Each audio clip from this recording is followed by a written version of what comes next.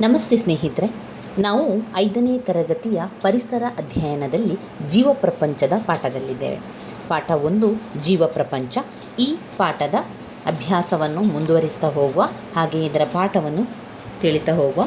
ನಾವು ಈಗಾಗಲೇ ಜೀವಿಗಳ ಉಸಿರಾಟದ ಬಗ್ಗೆ ತಿಳ್ಕೊಂಡೆವು, ಜೀವಿಗಳು ಆಹಾರ ಸೇವಿಸುತ್ತದೆ ಎನ್ನುವುದನ್ನು ತಿಳ್ಕೊಂಡೆವು. ಇನ್ನು ಸಸ್ಯಗಳ ಆಹಾರಗಳ ಬಗ್ಗೆ ತಿಳ್ಕೊಳ್ಳೋಣ. ಸಸ್ಯಗಳು ಕೂಡ ನಮ್ಮಂತೆಯೇ ಆಹಾರವನ್ನು ಸ್ವೀಕರಿಸ್ತದೆ ಅಥವಾ ಆಹಾರವನ್ನು ತಯಾರು ಮಾಡ್ತದೆ. ಆದರೆ ಯಾರಿಗೂ ಕೂಡ ಅದು ಕಾಣುವುದಿಲ್ಲ. ಅದರ ಸಸ್ಯದ ರೀತಿಯಲ್ಲಿ ಅದು ಆಹಾರವನ್ನು ತಯಾರಿಸಿಕೊಳ್ಳುವಂಥದ್ದು. ಸಸ್ಯದ ಪ್ರತಿಯೊಂದು ಭಾಗ ಒಂದಲ್ಲ ಒಂದು ಚಟುವಟಿಕೆಯನ್ನು ಮಾಡ್ತಾನೆ ಇರ್ತದೆ. ಅದಕ್ಕೂ ಕೂಡ ಆಹಾರ ಬೇಕು. ಅದು ಜೀವನ ಮಾಡ್ತದೆ, ಅದು ಉಸಿರಾಡ್ತದೆ, ಅದು ಆಹಾರವನ್ನು ತಯಾರಿಸ್ತದೆ. ಸಸ್ಯಕ್ಕೆ ಆಹಾರ ಹೇಗೆ ದೊರೆಯುತ್ತದೆ ಅಂತ ಯೋಚನೆ ಮಾಡುವಂಥದ್ದು. ಈಗ ನಿಮಗೆಲ್ಲರಿಗೂ ಕೂಡ ಏನನ್ನಿಸ್ಬೋದು, ಗಿಡಗಳು ಕೂಡ ಆಹಾರ ತಯಾರಿಸ್ತದೆ. ಯಾವ ರೀತಿ ಆಹಾರ ತಯಾರಿಸ್ತಿದೆ? ನಮ್ಮಂತೆ ಅದು ಪಾತ್ರೆಗಳನ್ನು ಬಳಸಿಕೊಂಡು ಆಹಾರವನ್ನು ತಯಾರಿಸ್ತದ ಎನ್ನುವಂತಹ ಒಂದು ಗೊಂದಲ ಕೂಡ ಮಕ್ಕಳಿಗೆ ಬರ್ಬೋದು. ಆಗ ನಿಮಗೆ ಅನಿಸುವಂಥದ್ದು, ಈ ಸಸ್ಯ ಎನ್ನುವಂಥದ್ದು ಅದಕ್ಕೂ ಕೂಡ ಉಸಿರಾಟ ನಡೀತದೆ. ಅದು ಆಹಾರವನ್ನು ಯಾವ ರೀತಿ ತಯಾರಿಸ್ತದೆ ಅಂತ ಹೇಳಿದರೆ, ಸಸ್ಯಗಳು ಸೂರ್ಯನ ಶಕ್ತಿಯನ್ನು ಬಳಸಿಕೊಂಡು ಮಣ್ಣಿನಲ್ಲಿರುವಂತಹ ನೀರು, ಖನಿಜ, ಲವಣಗಳನ್ನು ಹೀರಿ ವಾಯುವಿನಲ್ಲಿರುವಂತಹ ಕಾರ್ಬನ್ ಡೈಆಕ್ಸೈಡನ್ನು ಬಳಸಿಕೊಂಡು ಎಲೆಯಲ್ಲಿರುವಂತಹ ಪತ್ರಹರಿತ್ತಿನ ಸಹಾಯದಿಂದ ಆಹಾರವನ್ನು ತಯಾರಿಸ್ತದೆ. ಈ ಆಹಾರ ತಯಾರಿಸುವಂತಹ ಕ್ರಿಯೆಗೆ ಒಂದು ಹೆಸರಿದೆ. ಆ ಹೆಸರೇ ದ್ಯುತಿಸಂಶ್ಲೇಷಣೆ ಎನ್ನುವಂಥದ್ದು. ಸಸ್ಯದ ಈ ಒಂದು ಹಸಿರು ಸಸ್ಯಗಳು ತಮಗೆ ಬೇಕಾದ ಆಹಾರವನ್ನು ತಾವು ತಯಾರಿಸಿಕೊಳ್ತದೆ. ಹಾಗಾಗಿ ಹಸಿರು ಸಸ್ಯಗಳನ್ನು ಸ್ವಪೋಷಕಗಳು ಅಂತ ಹೇಳುವಂಥದ್ದು. ಅಂದರೆ ಸ್ವಪೋಷಕಗಳು ಅಂದರೆ ಏನು? ಸ್ವಪೋಷಕಗಳು ಅಂತ ಹೇಳಿದರೆ ತಮ್ಮ ಆಹಾರವನ್ನು ತಯಾರಿಸಿಕೊಳ್ಳುವಂತಹ ಸಸ್ಯಗಳಿಗೆ ನಾವು ಸ್ವಪೋಷಕಗಳು ಅಂತ ಕರೀತೇವೆ. ಸಸ್ಯದ ಆಹಾರ ತಯಾರಿಕಾ ರೀತಿಯನ್ನು ನೋಡುವುದಾದರೆ, ನೀವಿಲ್ಲಿ ಚಿತ್ರವನ್ನು ಗಮನಿಸಿ. ಈ ಚಿತ್ರದಲ್ಲಿ ನಮಗೆ ಒಂದು ಗಿಡ ಕಾಣ್ತಾ ಇದೆ, ಒಂದು ಸಸ್ಯ ಕಾಣ್ತಾ ಇದೆ ಅಲ್ವಾ? ಅಲ್ಲಿ ಒಂದು ಸೂರ್ಯನ ಚಿತ್ರವನ್ನು ಕೊಟ್ಟಿದ್ದಾರೆ. ಹಾಗೆಯೇ ಅಲ್ಲಿ ವಾಯುವಿನಲ್ಲಿ ಕಾರ್ಬನ್ ಡೈಆಕ್ಸೈಡ್ ಅಂತ ಕೊಟ್ಟಿದ್ದಾರೆ. ಸಸ್ಯವು ಆಹಾರ ತಯಾರಿಸಲು ಅಗತ್ಯವಿರುವಂತಹ 4 ಪ್ರಮುಖ ಅಂಶಗಳನ್ನು ನಾವು ಕಾಣಬಹುದಿಲ್ಲ. ಯಾವುದೆಲ್ಲ? ಬೆಳಕಿನ ಶಕ್ತಿ, ನೀರು, ಖನಿಜ, ಲವಣಾಂಶ, ಕಾರ್ಬನ್ ಡೈಆಕ್ಸೈಡ್, ಪತ್ರಹರಿತ್ತು.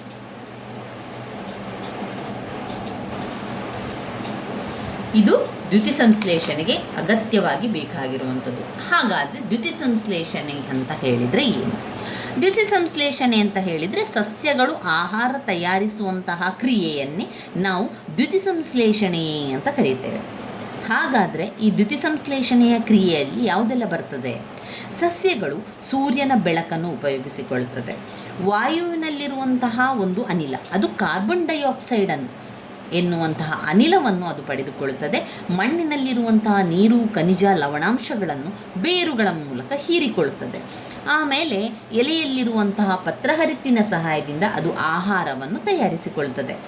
ಸಸ್ಯದ ಆಹಾರ ತಯಾರಿಕೆಯಲ್ಲಿ ಗ್ಲೂಕೋಸ್ ತಯಾರಾಗುತ್ತದೆ ಹಾಗೂ ಆಕ್ಸಿಜನ್ ಬಿಡುಗಡೆಯಾಗುತ್ತದೆ. ಈ ಸಸ್ಯ ತನ್ನ ಆಹಾರವನ್ನು ತಯಾರಿಸಿಕೊಳ್ತಾ ಇದೆ ಅಂತ ಅಂದಾಗ ಅದೇನು ಮಾಡ್ತದೆ? ಅದು ಆಕ್ಸಿಜನ್ನನ್ನು ಹೊರಗೆ ಬಿಡ್ತದೆ. ವಾಯುವಿನಲ್ಲಿರುವಂತಹ ಕಾರ್ಬನ್ ಡೈಆಕ್ಸೈಡನ್ನು ಪಡೆದುಕೊಂಡು ಆಹಾರವನ್ನು ತಯಾರಿಸ್ತದೆ. ಅದಾದ ಮೇಲೆ ಈ ಒಂದು ಆಹಾರ ತಯಾರಿಕೆಯಲ್ಲಿ ಗ್ಲೂಕೋಸನ್ನು ಅದು ತಯಾರು ಮಾಡುತ್ತದೆ. ಅಷ್ಟೇ ಅಲ್ಲದೆ ಆಕ್ಸಿಜನ್ನನ್ನು ಕೂಡ ತಯಾರು ಮಾಡಿ ಅದನ್ನು ಬಿಡುಗಡೆ ಮಾಡ್ತದೆ. ಜೀವಿಗಳಿಗೆ ಇದರೆರಡರ ಉಪಯೋಗ ಕೂಡ ಬೇಕಾಗ್ತದೆ.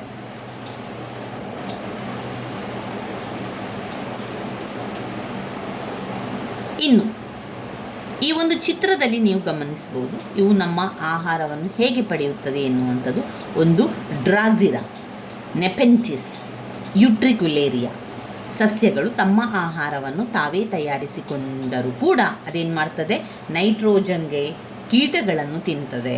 ಇವುಗಳನ್ನು ಕೀಟಹಾರಿ ಸಸ್ಯಗಳು ಅಂತ ಕರೀತೇವೆ. ಯಾವುದು ಕೀಟಹಾರಿ ಸಸ್ಯಗಳು? ಅಲ್ಲಿ ನಿಮಗೆ ಪ್ರಶ್ನೆ ಬರ್ತದೆ, ಕೀಟಹಾರಿ ಸಸ್ಯಗಳೆಂದರೇನು? ಕೀಟಹಾರಿ ಸಸ್ಯಗಳಂತ ಹೇಳಿದರೆ ಸಸ್ಯಗಳು ತಮ್ಮ ಆಹಾರವನ್ನು ತಾವೇ ತಯಾರಿಸಿಕೊಳ್ತದೆ. ಆದರೆ ನೈಟ್ರೋಜನಿಗಾಗಿ ಏನು ಮಾಡ್ತದೆ, ಅದು ಸಣ್ಣ ಸಣ್ಣ ಕೀಟಗಳನ್ನು, ಕ್ರಿಮಿಗಳನ್ನು ತಿನ್ನುವಂಥದ್ದು. ಈ ಒಂದು ಕ್ರಿಯೆ ಅಥವಾ ಈ ಒಂದು ವಿಷಯವೇ ಕೀಟಹಾರಿ ಸಸ್ಯಗಳು ಅಂತ ಹೇಳುವಂಥದ್ದು. ಇನ್ನು ಅಲ್ಲಿ ಪ್ರಾಣಿಗಳು ಏನು ಮಾಡ್ತದೆ, ತಮ್ಮ ಆಹಾರವನ್ನು ತಯಾರಿಸಿಕೊಳ್ಳಲಿಕ್ಕೆ ಅದಕ್ಕೆ ಸಾಧ್ಯ ಆಗುವುದಿಲ್ಲ. ಈಗ ದನ ಇರ್ಬೋದು, ನಾಯಿ ಆಗಿರ್ಬೋದು, ಬೆಕ್ಕಾಗಿರ್ಬೋದು, ಅದೇನು ಮಾಡ್ತದೆ, ಅದು ನಮ್ಮನ್ನು ಅವಲಂಬನೆ ಮಾಡ್ತದೆ. ನಾವು ದನಕ್ಕೆ ಹುಲ್ಲಾಕುವಂಥದ್ದು, ಹಿಂಡಿ ಕೊಡುವಂಥದ್ದು, ಅದೆಲ್ಲ ನಾವು ಕೊಟ್ಟರೆ ಮಾತ್ರ ತಿಂದುಕೊಳ್ಳುವಂಥದ್ದು. ಅದು ತನ್ನ ಆಹಾರವನ್ನು ತಯಾರಿಸುವುದಿಲ್ಲ. ಈಗ ನಾಯಿ ಕೂಡ ಹಾಗೆ, ನಮ್ಮ ಮನೆಯಲ್ಲಿರುವಂತಹ ನಾಯಿಗಳಿಗೆ ನಾವು ಅನ್ನವನ್ನು ಹಾಕುವಂಥದ್ದು, ಊಟ ಹಾಕ್ತೇವೆ, ಅದು ಆಹಾರವನ್ನು ತಯಾರಿಸಲಿಕ್ಕೆ ಸಾಧ್ಯ ಇಲ್ಲ. ಬೆಕ್ಕು ಕೂಡ ಹಾಗೆ ನಾವು ಕೊಟ್ಟಂತಹ ಆಹಾರವನ್ನು ತಿಂತದೆ. ಈ ರೀತಿಯ ಪ್ರಾಣಿಗಳನ್ನು ನಾವೇನು ಹೇಳ್ತೇವೆ, ಪರಪೋಷಕಗಳು ಅಂತ ಹೇಳ್ತಾರೆ. ತಮ್ಮ ಆಹಾರಕ್ಕಾಗಿ ಇತರರನ್ನು ಅವಲಂಬನೆ ಮಾಡಿಕೊಂಡಿರುವಂತಹ ಪ್ರಾಣಿಗಳಿಗೆ ನಾವೇನು ಹೇಳ್ತೇವೆ, ಪರಪೋಷಕಗಳು ಅಂತ ಹೇಳುವಂಥದ್ದು. ತಮ್ಮ ಆಹಾರವನ್ನು ತಾವು ತಯಾರಿಸಿಕೊಳ್ಳಲಿಕ್ಕೆ ಅವರಿಗೆ ಸಾಧ್ಯ ಆಗುವುದಿಲ್ಲ. ಆಗ ಅವರು ಏನು ಮಾಡ್ತಾರೆ, ತಮ್ಮ ಆಹಾರಕ್ಕೋಗಿ ಇನ್ನೊಬ್ಬರನ್ನು ಅವಲಂಬಿಸ್ತಾರೆ. ಈಗ ನಾವು ನಮ್ಮ ಮನೆಯಲ್ಲಿರುವಂಥ ನಾಯಿ, ಬೆಕ್ಕು, ದನ ನೋಡಿದರೆ ಅದೇನು ಮಾಡ್ತದೆ, ನಮ್ಮ ಆಹಾರಕ್ಕಾಗಿ ಅದು ಕಾಯ್ತಾ ಇರ್ತದೆ. ಅದು ನಮ್ಮನ್ನು ಅವಲಂಬನೆ ಮಾಡಿಕೊಂಡಿರ್ತದೆ. ಅವುಗಳೇನು ಪರಪೋಷಕಗಳು. ಎಲ್ಲ ಪ್ರಾಣಿಗಳು ಒಂದೇ ರೀತಿಯ ಆಹಾರ ಸೇವನೆ ಮಾಡುವುದಿಲ್ಲ, ಬೇರೆ ಬೇರೆ ರೀತಿಯಲ್ಲಿ. ಈಗ ದನ ಒಂದು ರೀತಿಯಲ್ಲಿ ಆಹಾರ ಸೇವನೆ ಮಾಡ್ತದೆ, ನಾಯಿ ಒಂದು ರೀತಿಯಲ್ಲಿ ಆಹಾರ ಸೇವನೆ ಮಾಡ್ತದೆ, ಬೆಕ್ಕು ಈ ರೀತಿಯಾಗಿ ಬೇರೆ ಬೇರೆ ಆಹಾರವನ್ನು ಸೇವನೆ ಮಾಡ್ತದೆ. ಸಸ್ಯಾಹಾರಿಗಳು ಎಂದರೆ ಯಾರು? ಸಸ್ಯಾಹಾರಿಗಳು ಅಂತ ಹೇಳಿದರೆ ಸಸ್ಯ ಮತ್ತು ಅದರ ಉತ್ಪನ್ನಗಳನ್ನು ಆಹಾರವಾಗಿ ಪಡೆದುಕೊಳ್ಳುವಂತಹದ್ದು ಪಡೆದುಕೊಳ್ಳುವ ಪ್ರಾಣಿಗಳು ಸಸ್ಯಾಹಾರಿಗಳು. ಮಾಂಸಾಹಾರಿಗಳು ಅಂತ ಹೇಳಿದರೆ ತಮ್ಮ ಆಹಾರಕ್ಕಾಗಿ ಇತರ ಪ್ರಾಣಿಗಳನ್ನು ಕೊಂದು ತಿಂದು ಬದುಕುವಂತಹ ಪ್ರಾಣಿಗಳು ಮಾಂಸಾಹಾರಿಗಳು. ಮಿಶ್ರಹಾರಿಗಳೇನು?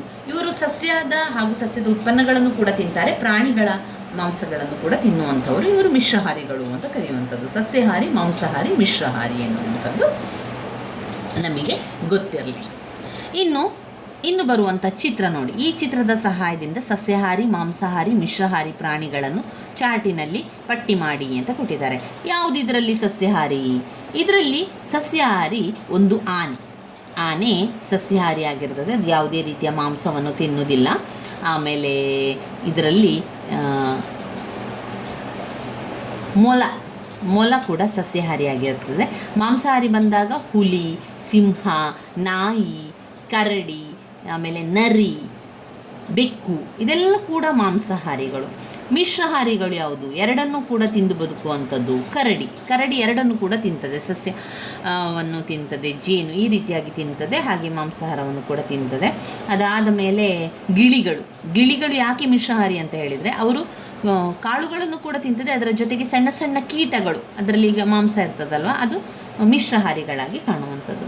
ಇನ್ನು 4ನೇ ಪಾಯಿಂಟ್ಸಲ್ಲಿ ಜೀವಿಗಳು ಬೆಳೆಯುತ್ತದೆ. ಹೌದು, ಪ್ರತಿಯೊಂದು ಜೀವಿಗೂ ಕೂಡ ಬೆಳವಣಿಗೆ ಇದೆ, ಪ್ರತಿಯೊಂದು ಸಸ್ಯಕ್ಕೂ ಕೂಡ ಬೆಳವಣಿಗೆ ಇದೆ ಅಲ್ವಾ?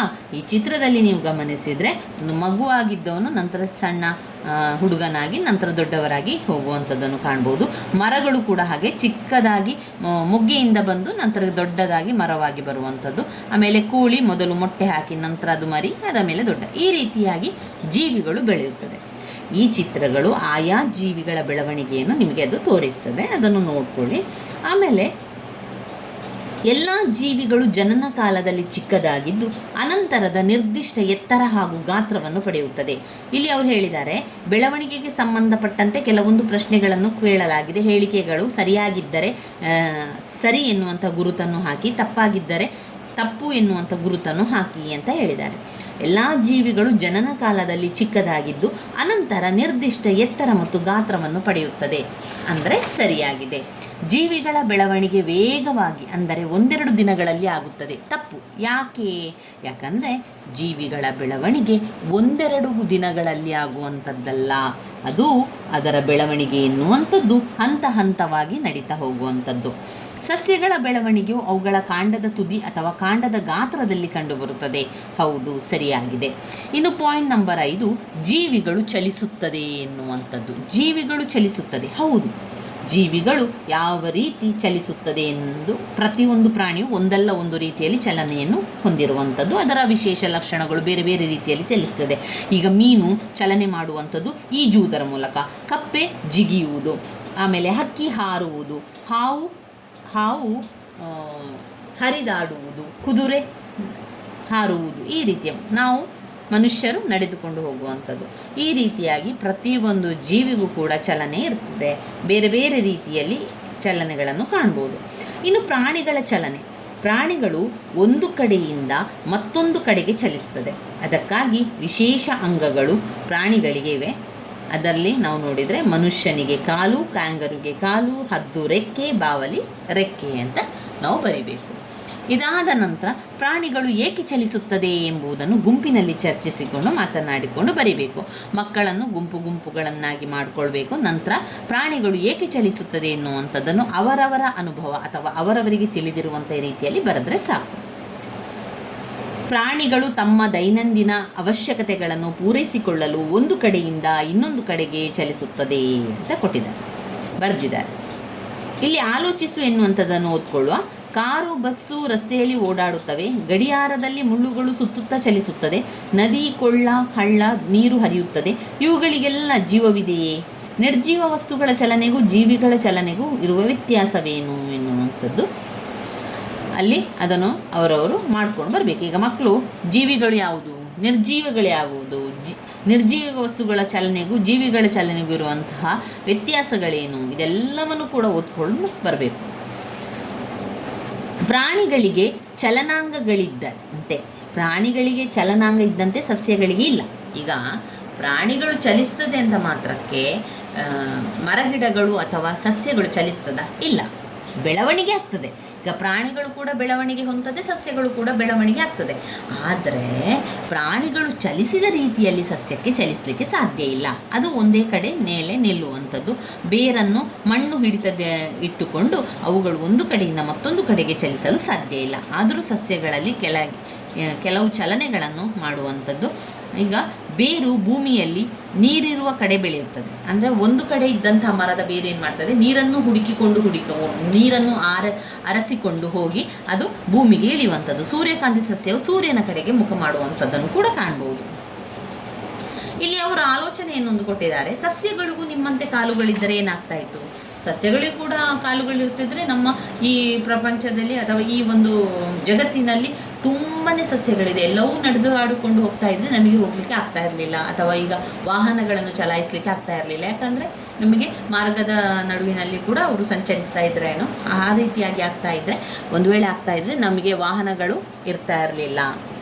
6ನೇ ಪಾಯಿಂಟ್, ಜೀವಿಗಳು ವಿಸರ್ಜನೆ ಮಾಡುತ್ತದೆ. ಹೌದು, ಪ್ರತಿಯೊಂದು ಜೀವಿ ಕೂಡ ವಿಸರ್ಜನೆ ಮಾಡ್ತದೆ, ದೇಹದಿಂದ ಹೊರಗೆ ಹಾಕುವಂಥದ್ದು. ಜೀವಿಗಳ ದೇಹದಲ್ಲಿ ಅನೇಕ ಚಟುವಟಿಕೆಗಳು ನಡೆಯುತ್ತದೆ. ಇದರಿಂದಾಗಿ ದೇಹಕ್ಕೆ ಬೇಡವಾದ ವಸ್ತುಗಳು ಸಹ ಉತ್ಪತ್ತಿಯಾಗುತ್ತದೆ. ಇವುಗಳನ್ನು ದೇಹದಿಂದ ಹೋರಾಡಲೇಬೇಕು, ಇಲ್ಲದಿದ್ದರೆ ದೇಹಕ್ಕೆ ತೊಂದರೆಯಾಗುತ್ತದೆ. ಕಾರ್ಬನ್ ಡೈಆಕ್ಸೈಡ್, ಬೆವರು, ಮಲ, ಮೂತ್ರದ ರೂಪದಲ್ಲಿ ಪ್ರಾಣಿಗಳು ಬೇಡವಾದ ವಸ್ತುಗಳನ್ನು ಹೊರಹಾಕ್ತದೆ. ಅದಕ್ಕಾಗಿ ವಿಶೇಷ ಅಂಗಗಳು ಕೂಡ ಇರ್ತದೆ. ಸಸ್ಯಗಳು ಕೂಡ ಉಸಿರಾಟ ಕ್ರಿಯೆಯಲ್ಲಿ ಕಾರ್ಬನ್ ಡೈಆಕ್ಸೈಡ್ ಅನಿಲವನ್ನು ಹೊರಹಾಕುತ್ತದೆ. ಒಣಗಿದ ಎಲೆ, ಕಾಂಡ, ಕೊಳೆತ ಭಾಗಗಳು ಸಸ್ಯಗಳಿಂದ ಕಳಚಿಕೊಳ್ಳುತ್ತದೆ. ಹೆಚ್ಚಾದ ನೀರನ್ನು ಸಸ್ಯಗಳು ಎಲೆಗಳ ಮೂಲಕ ಹೊರ ಹಾಕುತ್ತದೆ. ಇನ್ನು ಹೀಗೆ ಮಾಡುವುದು.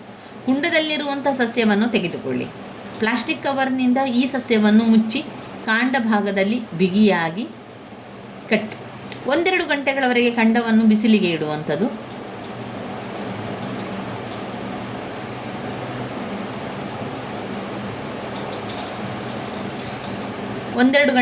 ಕುಂಡವನ್ನು ಬಿಸಿಲಿಗೆ ಇಡು. ಆಗಾಗ ಪ್ಲಾಸ್ಟಿಕ್ ಕವರುಗಳನ್ನು ಸೂಕ್ಷ್ಮವಾಗಿ ವೀಕ್ಷಿಸುವಂಥದ್ದು. ವೀಕ್ಷಣೆಯ ಅನುಭವವನ್ನು ತರಗತಿಯಲ್ಲಿ ಹಂಚಿಕೊಳ್ಳುವಂಥದ್ದು. ಈ ಕೆಲಸವನ್ನು, ಈ ಚಟುವಟಿಕೆಯನ್ನು ಮಕ್ಕಳಲ್ಲಿ ಮಾಡಿಸುವಂಥದ್ದು. ಜೀವಿಗಳು ಸಂತಾನೋತ್ಪತ್ತಿಯನ್ನು ಮಾಡುತ್ತದೆ. ಹೌದು, ಪ್ರತಿಯೊಂದು ಜೀವಿಯು ಸಂತಾನೋತ್ಪತ್ತಿಯನ್ನು ಮಾಡುವಂಥದ್ದು.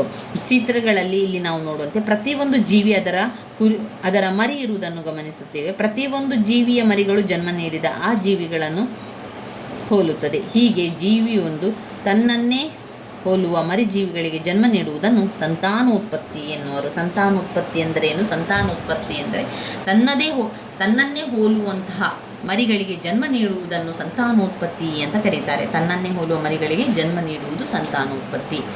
ಇನ್ನು ಸಂತಾನೋತ್ಪತ್ತಿಗೆ ಸಂಬಂಧಿಸಿದಂತೆ ಕೆಲವೊಂದು ಹೇಳಿಕೆಗಳನ್ನು ಕೊಟ್ಟಿದ್ದಾರೆ. ಆ ಹೇಳಿಕೆಗಳು ಸರಿಯಾಗಿದ್ದರೆ ಸರಿ ಗುರುತು, ತಪ್ಪಾಗಿದ್ದರೆ ತಪ್ಪು ಗುರುತು ಹಾಕುವುದು. ತಪ್ಪಾದ ಹೇಳಿಕೆಯನ್ನು ಅದರ ಮುಂದೆ ನೀಡಿರುವ ಸ್ಥಳದಲ್ಲಿ ಸರಿಪಡಿಸುವಂಥದ್ದು. ಮೊದಲ ಹೇಳಿಕೆ ಸರಿ ತಪ್ಪು ಸರಿಪಡಿಸಿದ ಹೇಳಿಕೆ. ಮೊದಲನೆಯ ಹೇಳಿಕೆಯಲ್ಲಿರುವಂಥ ವಿಚಾರಗಳು: ಸಂತಾನೋತ್ಪತ್ತಿಯಿಂದ ಜೀವಿಗಳು ತಮ್ಮ ಸಂಗತಿಯನ್ನು ಮುಂದುವರಿಸುತ್ತದೆ. ಸಂತಾನೋತ್ಪತ್ತಿಯಿಂದಾಗಿ ಪರಿಸರದಲ್ಲಿ ಇತರೆ ಜೀವಿಗಳಿಗೆ ಆಹಾರ ದೊರೆಯುತ್ತದೆ. ಸಂತಾನೋತ್ಪತ್ತಿಯು ಪ್ರದೇಶಗಳಲ್ಲಿ ಕಂಡುಬರುತ್ತದೆ. ಒಂದೇ ರೀತಿಯ ಅತಿಯಾದ ಸಂತಾನೋತ್ಪತ್ತಿಯಿಂದ ಪರಿಸರದಲ್ಲಿ ಯಾವ ಅಪಾಯಗಳು ಕೂಡ ಆಗುವುದಿಲ್ಲ. ಇನ್ನು ಕೆಲವು ಪ್ರಾಣಿಗಳು ಮೊಟ್ಟೆಯ ಮೂಲಕ, ಇನ್ನು ಕೆಲವು ನೇರವಾಗಿ ಮರಿಗಳಿಗೆ ಜನ್ಮ ನೀಡುವುದರ ಮೂಲಕ ಸಂತಾನೋತ್ಪತ್ತಿ ಆಗ್ತದೆ. ಮೊಟ್ಟೆಯ ಮೂಲಕ ಬರುವಂಥದ್ದು ಕೋಳಿ, ಪಕ್ಷಿಗಳು, ಈ ರೀತಿಯಾಗಿ ಆಮೇಲೆ ಮೀನು ಮೊಟ್ಟೆ ಇಡ್ತದೆ, ಆಸ್ಟ್ರಿಚ್ ಮೊಟ್ಟೆ ಇಡ್ತದೆ, ಹಾವು ಮೊಟ್ಟೆ ಇಡ್ತದೆ, ಹಲ್ಲಿ ಮೊಟ್ಟೆ ಇಡುವಂಥದ್ದು, ಹಾಗೆ ಮೊಸಳೆ ಕೂಡ ಮೊಟ್ಟೆ ಇಡುವಂಥದ್ದು. ಇನ್ನು ನೇರವಾಗಿ ಬರುವಂತಹ ಮರಿಗಳು ಅಂತ ಹೇಳಿದರೆ ಆನೆ, ಬೆಕ್ಕು, ದನ, ನಾಯಿ, ಇಲಿ, ಹುಲಿ, ಸಿಂಹ, ಜಿರಾಫೆ ಇವೆಲ್ಲ ಕೂಡ ನೇರವಾಗಿ ಬರುವಂಥದ್ದನ್ನು ಕಾಣ್ಬೋದು. ಇನ್ನು ಸಸ್ಯಗಳು ಬೀಜ ಮತ್ತು ಕಾಂಡಗಳ ಮೂಲಕ ಸಂತಾನೋತ್ಪತ್ತಿಯನ್ನು ಮಾಡುತ್ತದೆ. ಬೀಜ ಮತ್ತು ಕಾಂಡದ ಮೂಲಕ ಸಸ್ಯಗಳು ಬೀಜ ಮತ್ತು ಕಾಂಡಗಳ ಮೂಲಕ ಸಂತಾನೋತ್ಪತ್ತಿಯನ್ನು ಮಾಡುತ್ತದೆ. ಬೀಜ ಮತ್ತು ಕಾಂಡಗಳ ಮೂಲಕ ಸಂತಾನೋತ್ಪತ್ತಿ ಮಾಡುವ ಸಸ್ಯಗಳನ್ನು ಏನು ಹೇಳ್ತೇವೆ? ಮಾವಿನ ಮರ, ಹಲಸಿನ ಮರ, ಚೆಂಡು ಹೂ, ಸೀತಾಫಲ ಇವುಗಳೆಲ್ಲ ಕೂಡ ಬೀಜದಿಂದ ಮಾಡಬಹುದು. ಇನ್ನು ಕಾಂಡದಿಂದ ಮಾಡುವಂಥದ್ದು ಗುಲಾಬಿ ಗಿಡಗಳನ್ನೆಲ್ಲ ಬೀಜ ಹಾಕಲಿಕ್ಕೆ ಬರುವುದಿಲ್ಲ, ಅದನ್ನು ಕಾಂಡದಿಂದ ನೆಡುವಂಥದ್ದು. ಗುಲಾಬಿ ಗಿಡ, ಬಸಳೆ ಗಿಡ, ದಾಸವಾಳ ಗಿಡ, ಆಮೇಲೆ ಮಲ್ಲಿಗೆ ಗಿಡ. ಸಸ್ಯ ಜೀವನದ ಚಕ್ರವನ್ನು ತಿಳ್ಕೊಳ್ಳುವ. ಇನ್ನು ಬೀಜವು ಸಸ್ಯದ ಸಂತಾನೋತ್ಪತ್ತಿಯ ಪ್ರಮುಖ ಭಾಗ. ಬೀಜದಿಂದ ಬೀಜಗಳು ಉತ್ಪತ್ತಿಯಾಗುವಿಕೆ ಪರಿಸರದ ಅಚ್ಚರಿಗಳಲ್ಲೊಂದು. ಬೀಜಗಳಲ್ಲದೆ ಕೆಲವು ಸಸ್ಯಗಳು ತಮ್ಮ ಕಾಂಡದ ಗಿಣ್ಣುಗಳ ಮೂಲಕ ಹೊಸ ಸಸ್ಯವನ್ನು ಚಿಗುರಿಸುತ್ತದೆ. ಇವುಗಳ ಬಗ್ಗೆ ಮುಂದೆ. ಕಾಂಡದ ಗಿಣ್ಣುಗಳ ಮೂಲಕ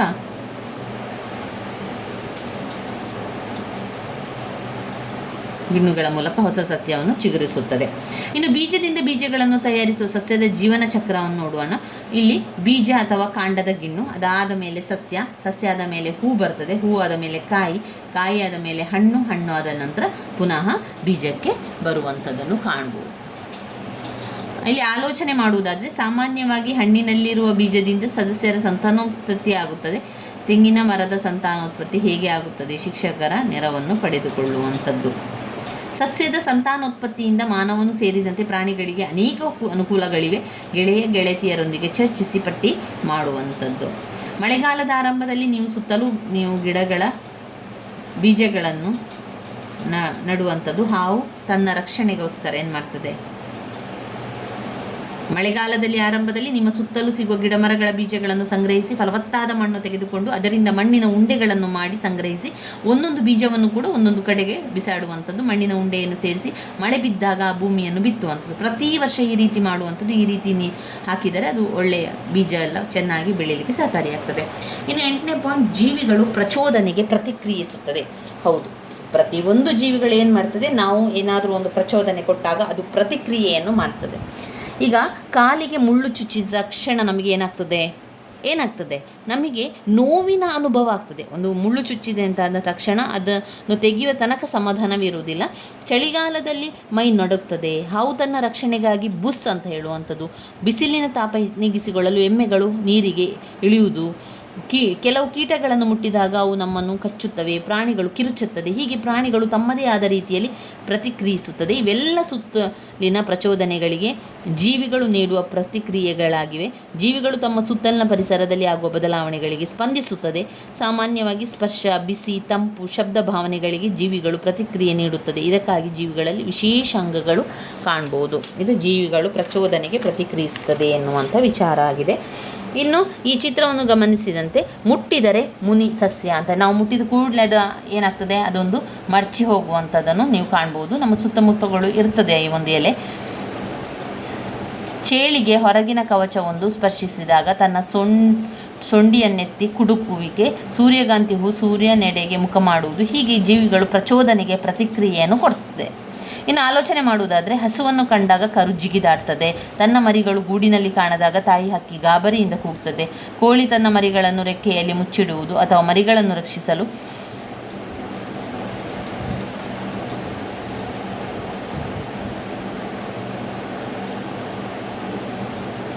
ರೆಕ್ಕೆಯನ್ನು ಮುಚ್ಚಿಡುವುದು ಅಥವಾ ಮರಿಗಳನ್ನು ರಕ್ಷಿಸಲು ಬೆಕ್ಕು ಅಥವಾ ಗಿಡುಗ ಮೇಲೆ ಆಕ್ರಮಣ ಮಾಡುವುದು. ಇದು ಪ್ರಾಣಿಗಳ ಭಾವನೆಗಳನ್ನು ತೋರಿಸ್ತದೆ ಮತ್ತು ಈ ರೀತಿಯಾಗಿ ಬೇರೆ ಬೇರೆ ಜೀವಿಗಳ ಭಾವನೆಗಳ ಬಗ್ಗೆ ಆಲೋಚಿಸಿ ಪಟ್ಟಿ ಮಾಡುವಂಥದ್ದು. 9ನೇ ಪಾಯಿಂಟ್, ಜೀವಿಗಳು ಜೀವಿತಾವಧಿಯನ್ನು ಹೊಂದಿದೆ.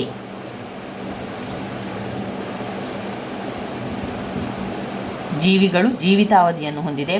ಆಮೆ 150 ವರ್ಷ, ಆನೆ 70 ವರ್ಷ, ಆಕಳು 20 ವರ್ಷ, ಹದ್ದು 20, ಮಾನವ 70ರಿಂದ 80 ವರ್ಷ.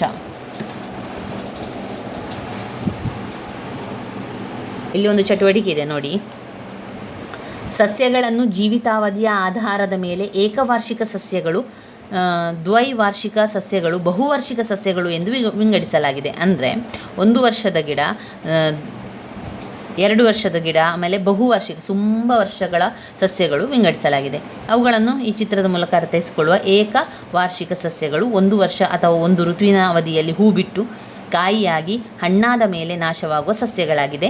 ಜೋಳ, ಗೋಧಿ, ಭತ್ತ, ಕುಂಬಳಕಾಯಿ, ತರಕಾರಿ, ಹತ್ತಿ ಇವೆಲ್ಲವೂ ಕೂಡ ಈಗ ಕುಂಬಳಕಾಯಿ, ತರಕಾರಿಗಳೆಲ್ಲ ಅವುಗಳ ಸಮಯ ಮುಗಿದ ನಂತರ ಅದು ಸಂಪೂರ್ಣವಾಗಿ ನಾಶವಾಗ್ತದೆ.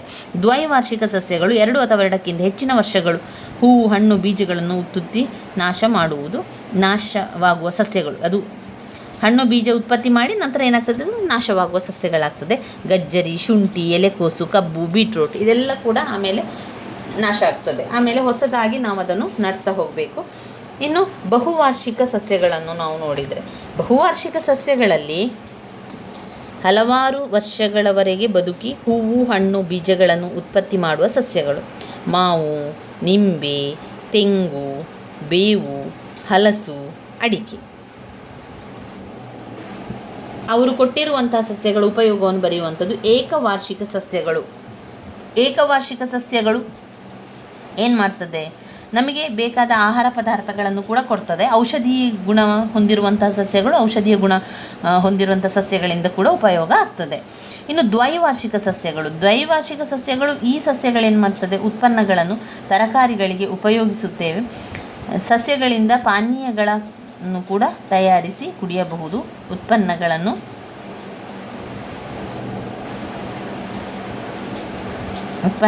ಮಾರಾಟ ಮಾಡಲು ಸಹಕಾರಿ.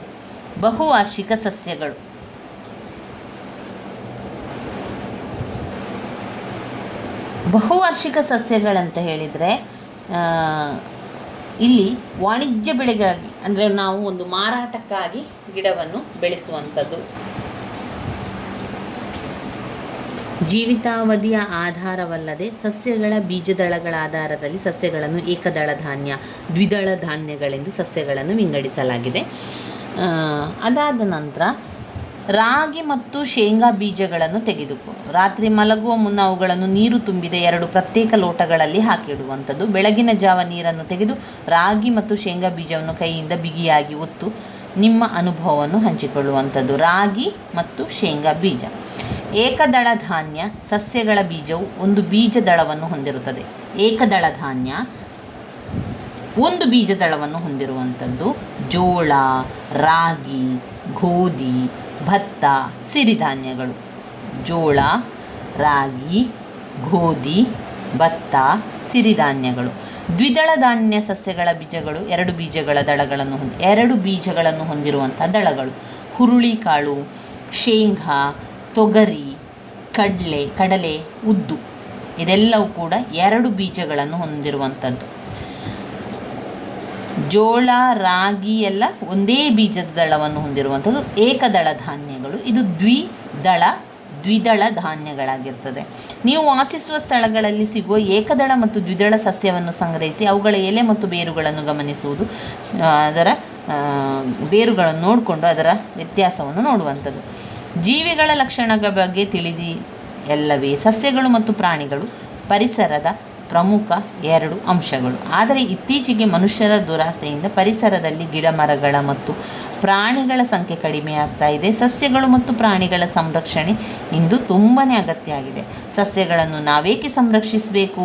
ಮಳೆಗಾಗಿ, ಆಹಾರಕ್ಕಾಗಿ, ಮುಂದಿನ ಪೀಳಿಗೆಗಾಗಿ. ಸಸ್ಯಗಳನ್ನು ಸಂರಕ್ಷಣೆ ಮಾಡುವ ಕ್ರಮಗಳ ಬಗ್ಗೆ ಗೆಳತಿಯರೊಂದಿಗೆ ಚರ್ಚಿಸುವಂಥದ್ದು. ಪ್ರಾಣಿ ಸಂರಕ್ಷಣೆಯ ಮಹತ್ವವನ್ನು ಈ ಒಂದು ಕೆಳಗಿನ ಘಟನೆಯನ್ನು ಓದುವ. ಬೋರ್ನಿಯೋದಲ್ಲಿ ಒಮ್ಮೆ ನೊಣಗಳ ಕಾಟ ಅತಿಯಾಗಿತ್ತು. ಇವನ್ನು ನಿಯಂತ್ರಿಸಲು ಕೀಟನಾಶಕಗಳನ್ನು ಬಳಸಲಾಯಿತು. ನೊಣಗಳೆಲ್ಲ ಸತ್ತು ಬಿದ್ದವು. ಸತ್ತ ನೊಣಗಳನ್ನು ಅಲ್ಲಿದ್ದ ಹಲ್ಲಿಗಳು ತಿನ್ನಲಾರಂಭಿಸಿದವು.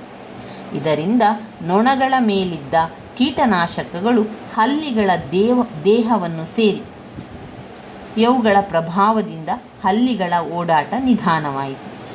ಆಗ ಅವುಗಳನ್ನು ಬೆಕ್ಕುಗಳು ಸುಲಭವಾಗಿ ಬೇಟೆಯಾಡಿ ತಿನ್ನಲಾರಂಭಿಸಿದವು. ಹಲ್ಲಿಗಳ ಮೂಲಕ ಬೆಕ್ಕುಗಳ ದೇಹವನ್ನು ಸೇರಿದ ಕೀಟನಾಶಕಗಳು ಬೆಕ್ಕುಗಳಿಗೆ ವಿಷವಾಗಿ ಪರಿಣಮಿಸಿ ಅನೇಕ ಬೆಕ್ಕುಗಳು ಸತ್ತವು. ಬೆಕ್ಕುಗಳ ಸಂಖ್ಯೆ ಕುಸಿಯುತ್ತಿದ್ದಂತೆ ಇಲಿಗಳ ಸಂಖ್ಯೆ ಅಪಾರವಾಗಿ ಬೆಳೆಯಲಾರಂಭಿಸಿತು. ಇದರಿಂದ ಪ್ಲೇಗ್ ರೋಗ ತಲೆದೋರಿ ಅನೇಕ ಜನರನ್ನು ಬಲಿ ತೆಗೆದುಕೊಂಡಿತು. ಇಲಿಗಳನ್ನು ನಿಯಂತ್ರಿಸಲು ಸರಕಾರವು ಇತರ ದೇಶಗಳಿಂದ ಬೆಕ್ಕುಗಳನ್ನು ಆಮದನ್ನು ಮಾಡಿಕೊಳ್ಳಬೇಕಾಯಿತು. ಈ ಘಟನೆಯು ಪರಿಸರದಲ್ಲಿ ಪ್ರಾಣಿ ಸಂರಕ್ಷಣೆ ಹಾಗೂ ಜೀವಿಗಳಲ್ಲಿ ಸಮತೋಲನದ ಮಹತ್ವವನ್ನು ತಿಳಿಸುವಂಥದ್ದು. ಈ ರೀತಿಯಾಗಿ ಪ್ರಾಣಿ ಸಂರಕ್ಷಣೆ ಮಾಡುವಂಥದ್ದು ತುಂಬಾ ಅಗತ್ಯ ಆಗಿರ್ತದೆ. ಪ್ರಾಣಿ ಸಂರಕ್ಷಣೆಯ ಮಹತ್ವದ ಬಗ್ಗೆ ಇನ್ನು ಕೆಲವು ಅಂಶಗಳನ್ನು ತಿಳ್ಕೊಳ್ಳುವ. ಪ್ರಾಣಿಗಳು ನಮ್ಮ ಪರಿಸರದ ಸಮತೋಲನವನ್ನು ಕಾಪಾಡುತ್ತದೆ. ಪರಿಸರದ ಸಮತೋಲನವನ್ನು ಉಳಿಸುವುದರಲ್ಲಿ ಪ್ರಮುಖ ಪಾತ್ರವನ್ನು ವಹಿಸ್ತಾನೆ. ಪ್ರಾಣಿಗಳ ನಾಶದಿಂದ ಪರಿಸರದಲ್ಲಿ ಆಹಾರದ ಅಭಾವ ಉಂಟಾಗಿ ಇತರ ಜೀವಿಗಳ ಮೇಲೆ ಪರಿಣಾಮ ಬೀರುತ್ತದೆ. ಇತ್ತೀಚೆಗೆ ಸರಕಾರಗಳು ರಾಷ್ಟ್ರೀಯ ಅರಣ್ಯ ಇರ್ಬೋದು, ವನ್ಯಜೀವಿಧಾಮ ಇರ್ಬೋದು, ಪಕ್ಷಿಧಾಮ ಇರ್ಬೋದು, ಅಭಯಾರಣ್ಯಗಳ ಮೂಲಕ ಪ್ರಾಣಿ ಸಂತತಿಯನ್ನು ರಕ್ಷಣೆ ಮಾಡುವ ಕ್ರಮವನ್ನು ಕೈಗೊಂಡಿದೆ. ಪ್ರಾಣಿಗಳ ಬೇಟೆಯನ್ನು ನಿಷೇಧಿಸಿದೆ. ಇಲ್ಲಿ ಅವರು ಕರ್ನಾಟಕದಲ್ಲಿರುವ ರಾಷ್ಟ್ರೀಯ ಅಭಯಾರಣ್ಯ, ವನ್ಯಜೀವಿಯ ಧಾಮ, ಪಕ್ಷಿಧಾಮಗಳನ್ನು ಪಟ್ಟಿ ಮಾಡಿ ಅಂತ ಕೊಟ್ಟಿದ್ದಾರೆ. ನಮ್ಮ ಸುತ್ತಲಿನ ಜೀವ ಪ್ರಪಂಚ ವಿಸ್ಮಯವಾಗಿದೆ. ಪರಿಸರದಲ್ಲಿ ಸಸ್ಯ ಪ್ರಾಣಿಗಳ ಬಗ್ಗೆ ತಿಳಿದು ಅದನ್ನು ಪರಿಸರದಲ್ಲಿ ರಕ್ಷಿಸುವಂಥ ಕೆಲಸ ಮಾಡುವುದು ನಾವು ಇಂದು ಕಾಣುತ್ತಿರುವ ಪರಿಸರದ ಮುಂದಿನ ಪೀಳಿಗೆಗೆ ಅದು ಕಾಣಿಸುತ್ತದೆ. ಪರಿಸರವನ್ನು ನಾವು ರಕ್ಷಿಸಿದರೆ ಅದು ನಮ್ಮನ್ನು ರಕ್ಷಿಸುತ್ತದೆ ಎಂಬ ಮಾತು ಸದಾ ನೆನಪಿನಲ್ಲಿ ಇಡಬೇಕಾಗಿರುವಂಥ ವಿಚಾರ. ಪರಿಸರವನ್ನು ನಾವು ರಕ್ಷಿಸಿದರೆ ಪರಿಸರ ಏನು ಮಾಡ್ತದೆ? ನಮ್ಮನ್ನು ರಕ್ಷಣೆ ಮಾಡ್ತದೆ, ನಮ್ಮನ್ನು ಕಾಪಾಡ್ತದೆ. ಅದರಿಂದ ಪರಿಸರವನ್ನು ರಕ್ಷಣೆ ಮಾಡಬೇಕು. ಪರಿಸರ ರಕ್ಷಣೆ ಮಾಡಬೇಕು ಅಂತಾದರೆ ನಾವು ಗಿಡಗಳನ್ನು ನೆಡುವುದರ ಮೂಲಕ, ತರಕಾರಿ ಕೃಷಿಯನ್ನು ಮಾಡುವುದರ ಮೂಲಕ ಅವುಗಳನ್ನೆಲ್ಲ ರಕ್ಷಣೆಯನ್ನು ಮಾಡ್ಬೋದು. ಇಷ್ಟು ಮೊದಲ ಪಾಠದಲ್ಲಿ ಬರುವಂಥದ್ದು. ಇನ್ನು ಎರಡನೆಯ ಪಾಠ ಕುಟುಂಬ ಪಾಠವನ್ನು ನಾವು ಮುಂದಿನ ವಿಡಿಯೋದಲ್ಲಿ ತಿಳ್ಕೊಳ್ಳುವ ಸ್ನೇಹಿತರೆ. ಇದು ಜಗತ್ತು ಪಾಠದ ಸಂಪೂರ್ಣ ವಿಚಾರಗಳಾಗಿದೆ. ಜೀವ ಪ್ರಪಂಚದಲ್ಲಿ ತುಂಬಾ ವಿಚಾರಗಳಿದೆ. ಈ ವಿಚಾರಗಳು ನಮ್ಮ ಅನೇಕ ವಿಷಯಗಳನ್ನು ತಿಳಿದುಕೊಳ್ಳಲು ಇದರಿಂದ ಸಾಧ್ಯ ಆಗ್ತದೆ. ಇನ್ನು ಬರುವಂಥದ್ದು ಪಾಠ ಕುಟುಂಬ ಪಾಠವನ್ನು ನಾನು ಮುಂದಿನ ವಿಡಿಯೋಗಳಲ್ಲಿ ನಿಮಗೆ ನಾನು ತಿಳಿಸ್ಕೊಡ್ತಾ ಹೋಗ್ತೇನೆ. ಇಲ್ಲಿ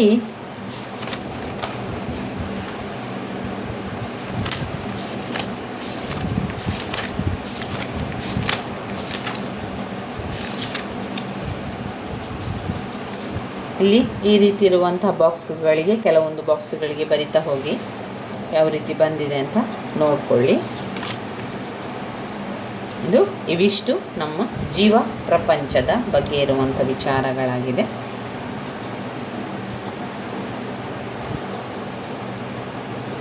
ಇನ್ನಷ್ಟು ವಿಚಾರಗಳನ್ನು ತಿಳ್ಕೊಳ್ಳುವ. ಮೊದಲಿಗೆ ಜೀವ ಪ್ರಪಂಚವನ್ನು ಓದ್ಕೊಳ್ಳಿ. ತುಂಬಾ ಅದ್ಭುತವಾಗಿ ಮೂಡಿ ಬಂದಿರುವಂಥ ಒಂದು ಪಾಠ ಆಗಿದೆ. ನಮಗೆ ಅನೇಕ ವಿಚಾರಗಳ ಬಗ್ಗೆ ತಿಳಿದುಕೊಳ್ಳಲಿಕ್ಕೆ ಸಹಕಾರಿಯಾಗಿರುವಂಥ ಪಾಠ ಜೀವ ಪ್ರಪಂಚ ಆಗಿರುವಂಥದ್ದು. ನನ್ನ ವಿಡಿಯೋಸ್ ಎಲ್ಲ ನಿಮಗೆ ಇಷ್ಟ ಆಗಿದ್ದರೆ ಲೈಕ್ ಕೊಡಿ, ಶೇರ್ ಮಾಡಿ, ಸಬ್ಸ್ಕ್ರೈಬ್ ಮಾಡಲಿಕ್ಕೆ ಮರಿಬೇಡಿ ಸ್ನೇಹಿತರೆ. ಧನ್ಯವಾದಗಳು.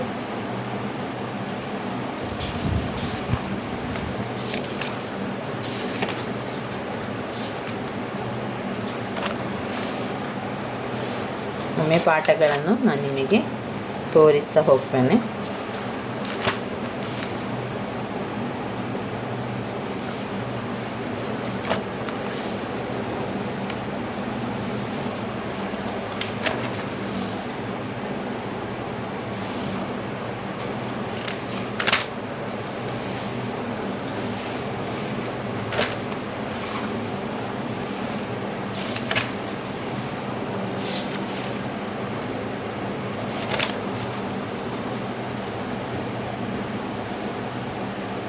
ಧನ್ಯವಾದಗಳು.